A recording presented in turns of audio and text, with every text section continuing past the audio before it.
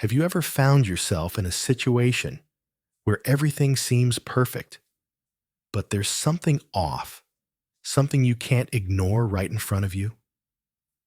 Well, today, I'm about to share a story that I believe will keep your eyes glued to the screen, because this story isn't just about a confrontation between two people. It's a battle for the values we hold dear, for the rights we never thought we'd have to fight to protect. I once thought I would live a peaceful life after my years of service in the military. I moved to a quiet neighborhood, one where my service dog Maverick and I could finally find a place of calm to start over. But I never imagined that in this very place, I would face someone who had no understanding of justice, no respect for the rights of others. Karen Whitfield, a name I never thought I'd have to say again. But she's the one who pulled me into a battle I never saw coming. From the very first encounter, I could sense the disdain in her eyes, a look that didn't welcome me or Maverick. And just a few weeks later, she started making decisions that I couldn't just sit back and ignore. Small actions that would soon lead to massive consequences. But that's not all. This isn't just a simple story about a neighborhood dispute. It's about our rights, about what we truly deserve. And it'll make you rethink what you do when your rights are threatened. Although Karen didn't seem particularly friendly from the first meeting, I still tried to remain courteous. I understood that people in the HOA, Homeowners Association, can sometimes be difficult, but I never imagined things would escalate so quickly. However, after a few weeks, the situation began to spiral. Maverick, my golden retriever, is not just a pet. He's my service dog. He helps me manage my PTSD and anxiety after my military service. He's professionally trained and always wears his service vest when we're out. According to the law, particularly the Americans with Disabilities Act, ADA, I knew my rights well. Service animals like Maverick are exempt from community pet restrictions, but Karen seemed oblivious to that fact. It all started when Karen began sending me notices about alleged violations. First, it was about the grass being too tall. Then, it was a warning about my garbage can being visible for 45 minutes after pickup. And finally, another notice about my mailbox being the wrong shade of black. Each notice was signed with Karen's elaborate signature, complete with a smiley face, but it felt more threatening than friendly. I decided to comply with all the notices, thinking that would resolve things. But soon after, I began feeling like I was being harassed by the same petty issues over and over. Then came the HOA meeting, where Karen proposed a new rule that all animals, including service animals, would need to be registered with the board and wear HOA-approved identification. That was when I knew things had crossed a line. I spoke up at the meeting, explaining that this rule directly violated the ADA, but Karen quickly cut me off, saying that community standards trumped federal law. The room fell silent, with no one else speaking up. I felt like I was fighting this battle alone, up against a woman who was completely disregarding the law in favor of her own agenda. After the meeting, Karen came over to me. She whispered, "If you want to be difficult, I can be difficult too." The coldness in her voice sent a chill down my spine. The following weekend, I was sitting on my front porch, enjoying a quiet morning with Maverick resting at my feet. I was reading the newspaper when I saw a shadow fall across the lawn. Karen was standing there in her usual khaki shorts and polo shirt, holding a spray bottle. "Your dog is violating the new pet ordinance by not having proper HOA identification," she said, loud enough for the neighbors to hear. I calmly reminded her that Maverick was a service dog, protected by federal law, and that the HOA couldn't legally require him to wear identification. Besides, I added, that rule hadn't even been officially implemented yet. Her face turned bright red with anger. "I'm tired of you military types thinking you're above the rules," she spat, stepping closer to my yard. "If you won't comply, I'll handle this myself." Before I could react, she sprayed something from the bottle directly into Maverick's face. The poor dog yelped and backed away, pawing at his eyes. I immediately jumped up, standing between Karen and Maverick, demanding to know what was in the bottle. "Just a little vinegar and water solution," Karen said with a smirk. "It won't hurt him, but maybe now he'll learn to respect authority."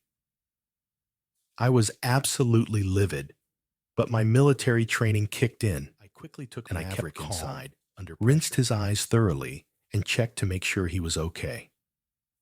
Thankfully, the vinegar had irritated his eyes, but caused no lasting damage. Once I was sure Maverick was comfortable, I knew I had to act. I immediately called the police. 911. "What's your emergency?" the dispatcher asked. I reported the assault on my service dog, making sure to mention that interfering with a service animal is a federal offense. The dispatcher took my information and said officers would be sent right away. 20 minutes later, 2 officers arrived at my door. I explained the situation, showed them Maverick's service animal certification and training documents, and pointed to Karen's house across the street. One officer stayed with me to take my statement, while the other went to speak with Karen. From my window, I could see her gesturing wildly, her face twisted in indignation. The officer seemed unimpressed by her theatrics. When both officers returned, they informed me that Karen had admitted to spraying Maverick, but claimed she was enforcing community standards. The officers told me that they had informed her that interfering with a service animal is indeed a federal offense, punishable by significant fines and possible jail time. Moreover, her actions also constituted animal cruelty under state law. They arrested her and asked if I would press charges. Without hesitation, I said yes. Karen was escorted to the police car in handcuffs, screaming that she would have me evicted and that the whole neighborhood would turn against me. Several neighbors had come outside to witness the commotion, and I overheard one of them whisper, "She's finally gone too far." Another neighbor approached me afterward and apologized for not speaking up earlier, admitting they had all been intimidated by Karen for too long. They apologized and voiced their support, which meant more to me than I expected. Right after Karen was arrested, I could hardly believe how far things had escalated. I had done everything by the book, yet she didn't just violate my rights. She crossed a line by harming Maverick, my service dog. Once everything calmed down, I took some time to reflect on what had happened, and I realized something crucial. When faced with injustice, we must stand up. If we don't, we'll always be oppressed by those who abuse their power. The community around me began to change immediately after Karen's arrest. Some of the neighbors, who had never spoken up before, started coming to me and sharing how they felt. They didn't know what to do before this happened, but now they felt liberated from the fear and oppression Karen had caused. One neighbor told me, "We've been silent too long, but this went too far." This made me realize the power of unity. Nothing will change if we all just stand still. We have to speak up, not just for ourselves, but for the people around us, especially when an individual like Karen can abuse power and harm others. Justice had been served, but the issues didn't end there. I realized that it's not just about winning one battle. It's about what we need to do to make sure these kinds of battles don't happen again. That's why I decided to start attending the next HOA meetings, looking deeper into the regulations, and getting involved in the decision-making process. If I could make a small change, I would. Not just for myself, but for the community. Maverick had fully recovered, and I got back to my daily life. But now I felt a strong sense of purpose.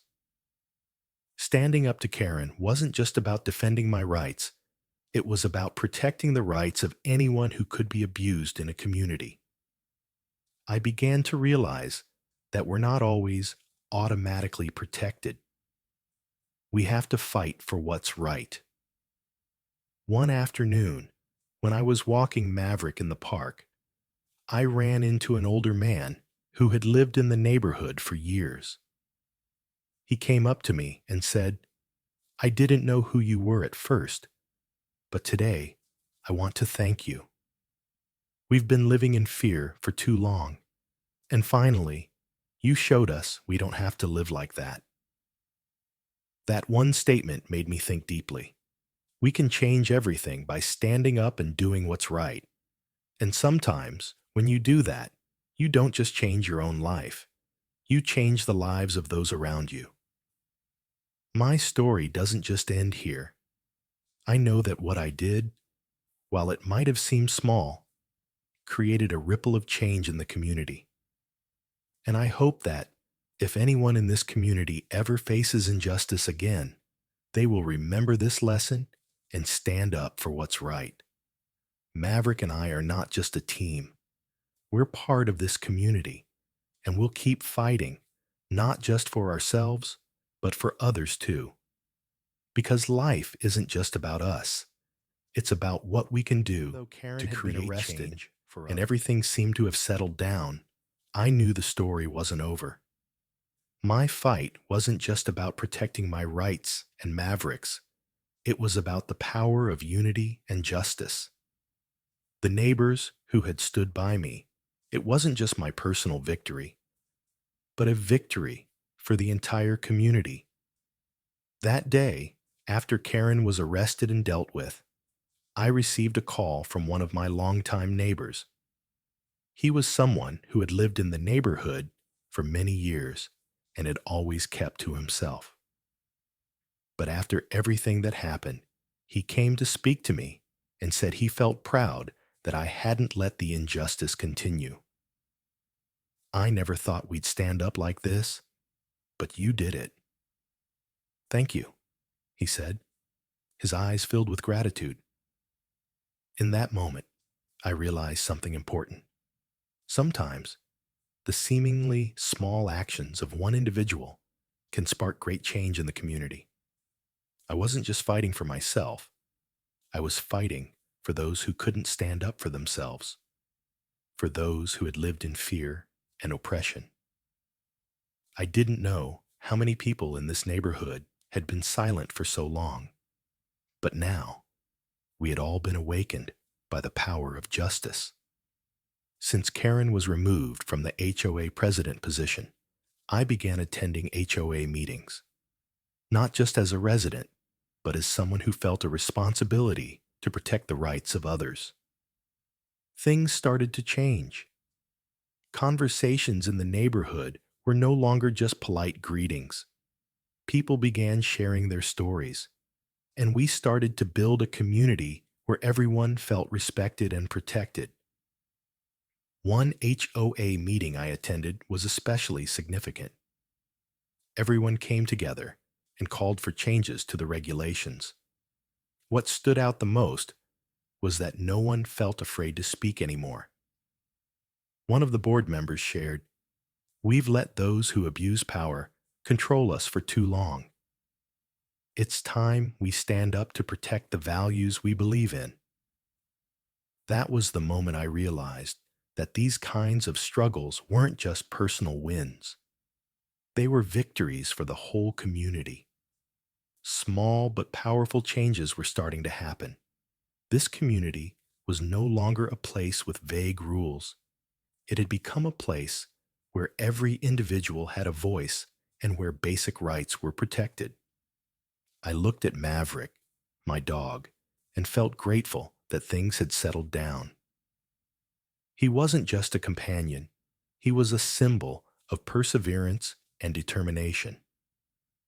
The journey that Maverick and I went through was not just a battle to protect personal rights, but also a profound lesson on the power of perseverance, unity, and courage. When faced with injustice, we cannot remain silent. Sometimes, the smallest actions can lead to monumental changes in a community, sparking the strength of fairness and the respect for everyone's rights. This story serves as a reminder that we don't always receive natural protection. To secure that, we must fight. We must stand up when our rights are threatened, even in small, community-scale matters. And most importantly, we should never fear facing challenges because, by standing strong, we find strength and support from those around us. The greatest lesson I learned from this fight is that when we do what's right, when we defend what's fair, we are never alone. The first steps may be difficult, but with persistence, we can change not only our own lives, but the lives of those around us. Remember, change begins with us. If you found this story inspiring, don't forget to hit that like button to let us know you appreciate the content. Every like you leave not only motivates us to create more powerful videos, but also helps spread the message of standing up for what's right. And we want to hear from you. Have you ever had to stand up for your rights, or perhaps faced a challenge that made you stronger? Drop a comment below and share your thoughts with us. Your story might just inspire someone else to take action. If you think this video could help someone else who might be going through a tough time, make sure to share it with your friends and family. Together, we can create a ripple effect of positivity and empowerment. And lastly, if you want to stay updated with more stories, lessons, and inspiring content, be sure to hit that subscribe button and turn on notifications. You won't want to miss what's coming next. Thanks for watching, and I'll see you in the next one.